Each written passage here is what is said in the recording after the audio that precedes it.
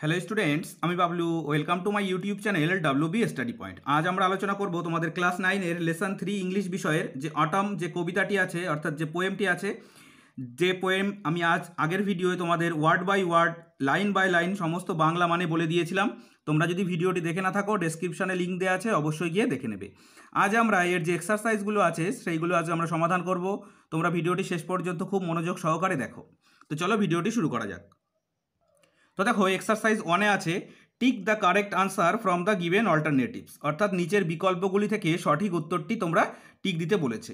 1-এ আছে all through the day the fulfil gust shake the, এই অপশানে আছে উইন্ডো পেন, বি আছে কার্টেইনস, সি আছে কেসমেন্ট, আর ডি আছে ডোর। তাহলে আমরা কবিতাটি যখন পড়েছিলাম তখন দেখেছিলাম সারাদিন ধরে সেই ঝোড়ো বাতাস কী করতো, জানালার ফ্রেমগুলিকে নাড়িয়ে দিত।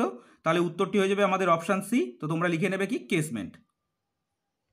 এরপরে আছে দেখো 2-এ দাগে the poet loves to see the shaking টুইং ডান্স টিল দ্য, অপশান 4টে আছে। এ অপশানে আছে কামিং অফ ডন, সি আছে বি আছে এন্ড অফ নাইট, সি আছে এন্ড অফ আফটারনুন, এবং ডি আছে শার্ট অফ ইভ। আমরা দেখেছিলাম উত্তরটি কী হয়ে যাবে না, শার্ট অফ ইভ। 3-এ আছে দেখো the sparrow sat on the, option A cottage ring, B house top, C mossy elm tree, R D কেসমেট। তাহলে আমরা দেখেছিলাম স্প্যারো অর্থাৎ চড়ুইগুলি কোথায় বসেছিল, কটেজ রিগে। তাহলে সঠিক উত্তরটি হয়ে যাবে আমাদের অপশান এ। এরপরে আছে দেখো 4-এর দাগে the pigeons nestle round the, option A আছে কেস, বি আছে কোট, সি আছে ব্রাঞ্চ, আর ডি আছে হিথ। তাহলে সঠিক উত্তরটি হয়ে যাবে অপশান বি কোট।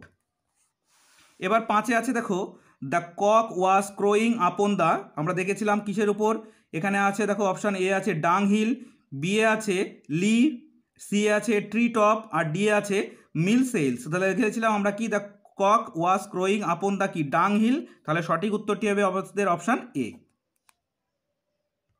এরপরে আছে 6-এ the grunting pigs, option A আছে walk slowly, B scamper by, C আছে স্ক্রাম্বেল অ্যান্ড হারি, এবং ডি আছে ডাইভ অ্যান্ড সুইম। তাহলে আমরা দেখেছিলাম যে সেই অগোছালো কি শুকরগুলো কি করছিল না, তারা স্ক্রাম্বেল অ্যান্ড হারি অর্থাৎ অগোছালোভাবে কি তারা ব্যস্ত ছিল।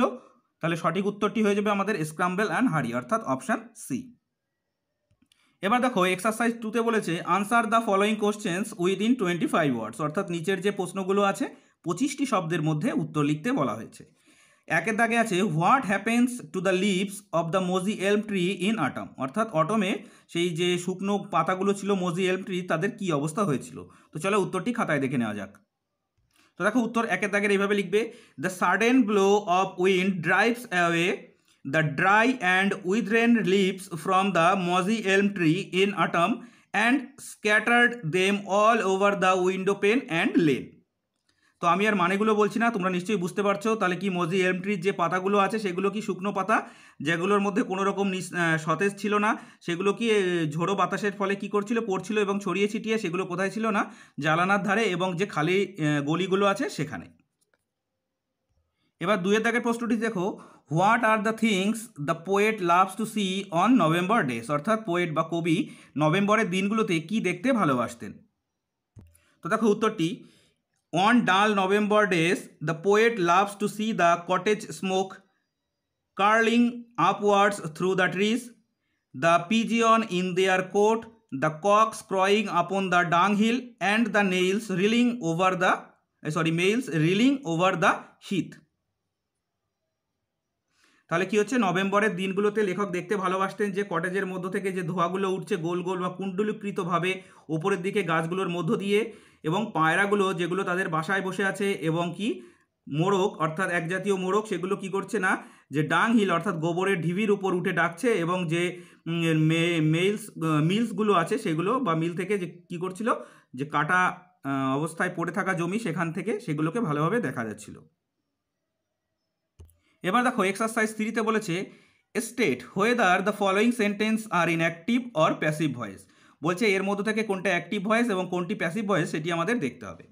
তো 1-এর দাগে আছে দেখো Anil will visit his grandmother's house, তাহলে Anil will visits his grandmother house, তাহলে এটি আমাদের হয়ে যাবে অ্যাক্টিভ ভয়েস। তারপরে বি আছে দেখো the president has left his office, তো এটিও হয়ে যাবে আমাদের অ্যাক্টিভ ভয়েস। এরপরে আছে দেখো CA, the project will have been finished by the students, তাহলে এটি আমাদের হয়ে যাবে প্যাসিভ।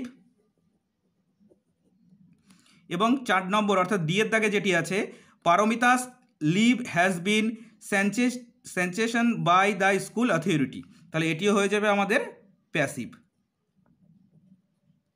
ঠিক আছে, তাহলে প্রথম দুটো হলো আমাদের অ্যাক্টিভ এবং দ্বিতীয় দুটো হয়ে গেল আমাদের প্যাসিভ। নেক্সট আছে exercise 4, change the voice of the following sentences, নিচের যে সেন্টেন্সগুলো আছে এদের ভয়েস চেঞ্জ করতে বলেছে। তো আমি এই 4টি খাতায় লিখে নিয়েছি, তো তোমরা খাতায় ভালো করে দেখো। তো প্রথমটি ছিল দেখো, the boy has read out the letter, তো এটা আমাদের প্রেজেন্ট পারফেক্ট প্রেজেন্ট পারফেক্ট টেন্সে আছে। তো প্রেজেন্ট পারফেক্ট টেন্সের ভয়েস চেঞ্জ করার নিয়ম আমি অনেক আগেই ভিডিও করিয়ে দিয়েছি। তোমরা যদি দেখে না থাকো চ্যানেলে গিয়ে তোমরা ভিডিওর মধ্যে থেকেও দেখে নিতে পারো, অথবা ডেসক্রিপশনের লিঙ্ক থেকেও দেখে নিতে পারো। তো আমি এখানে সিম্পলি করে দিচ্ছি, তোমরা ওখান থেকে গিয়ে ভালো করে বুঝে নেবে। তো দেখো এখানে আছে the boy has reach out the letter, তো এখানে দেখো দ্য লেটার এটি আমাদের এখানে আছে অবজেক্ট, তো আমাদের এখানে সাবজেক্ট হয়ে যাবে, তাহলে হয়ে যাবে দ্য লেটার। তো হ্যাজ থাকলে কি হয়ে যায় না, হ্যাজ বিন, আর ভার্বের থার্ড ফর্ম দেওয়াই আছে read out by the boy. ঠিক আছে, তাহলে কি হলো, the letter has been read out by the boy.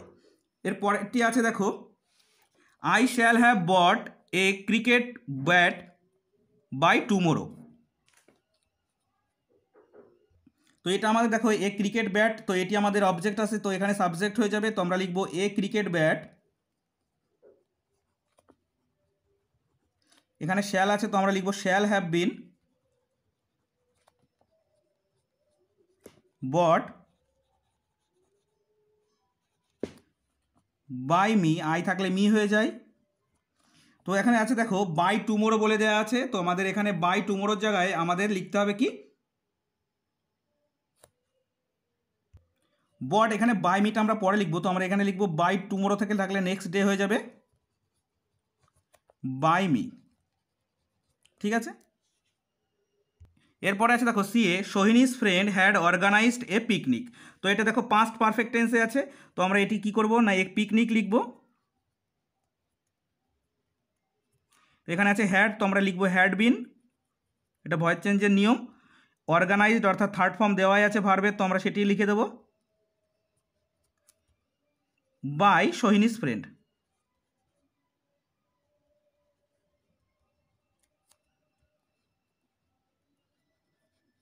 ঠিক আছে, তাহলে আমরা কি লিখে নিলাম, a picnic had been organised by Sohini's friend. ঠিক আছে, এর পরেরটি আছে দেখো অর্থাৎ শেষেরটি, the football team will put up a brave fight, তাহলে দেখো এখান থেকে আমরা যদি অবজেক্টিভ ভেবে নিই তাহলে কি হবে, দেখো এ ব্রেভ ফাইট, তো আমরা এটা লিখে নেব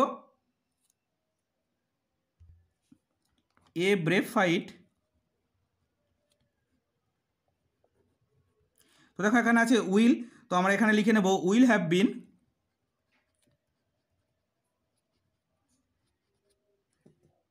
সরি উইল হ্যাভ বিন নয়, উইল বি। তারপরে আছে দেখো পুট আপ,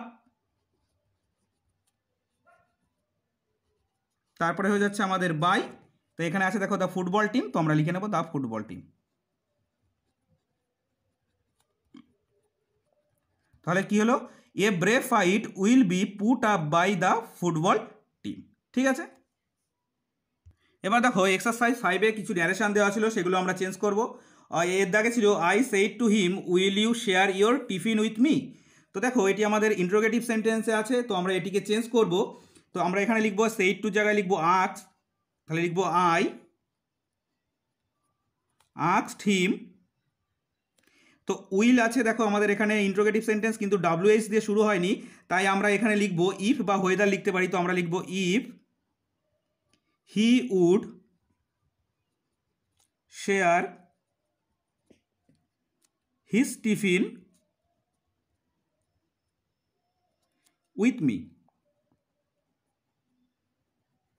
ঠিক আছে, পরেরটি আছে দেখো B, Anjan's mother said your father has left for Mumbai, তো দেখো এখানে অঞ্জনস মাদার সেইড আছে, তো আমরা এটা লিখে নেব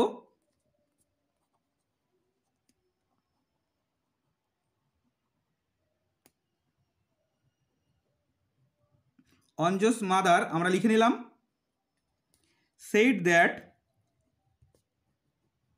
অর্থাৎ রিপোর্টিং ভার্ব এবং রিপোর্টেড স্পিচের মধ্যে আমরা প্রথমটি লিখে নিলাম, তারপরে একটি দ্যাট যোগ করলাম। তো এখানে দেখো বলছে ইয়োর ফাদার অর্থাৎ তোমার বাবা, অর্থাৎ এখানে কি আমার ফাদারকে বোঝাচ্ছে, তো আমরা এখানে লিখব my father had left for Mumbai.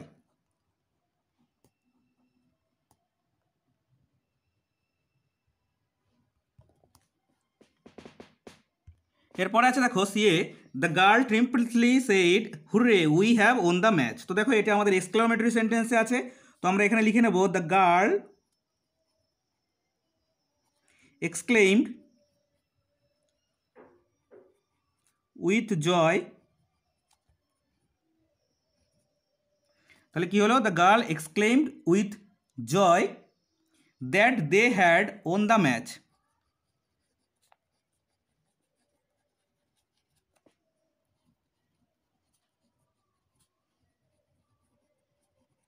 তাহলে কি হলো, the girl exclaimed with joy that they had won the match. এরপরে আছে দেখো ডি এর দাগে, he says let you be successful in life. তাহলে দেখো এটা প্রার্থনা করা উইশ করা হচ্ছে, তো এটি আমরা এইভাবে লিখব, হি উইশেস হিম। তাহলে কি হলো, হি উইশেস হিম। তো দেখো এখানে হিম হবে না, ভুল হয়ে গেছে, তো হবে he wishes that I may be successful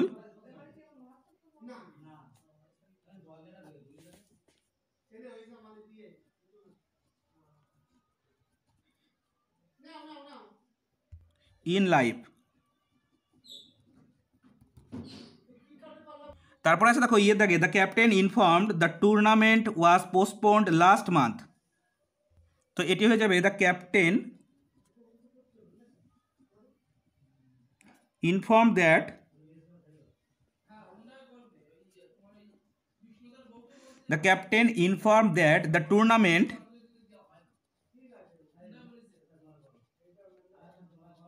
the tournament had been postponed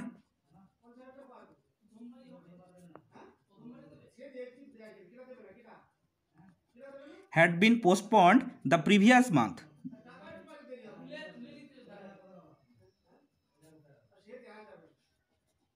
তাহলে কি হচ্ছে দেখো, the captain inform that the tournament had been postponed the previous month.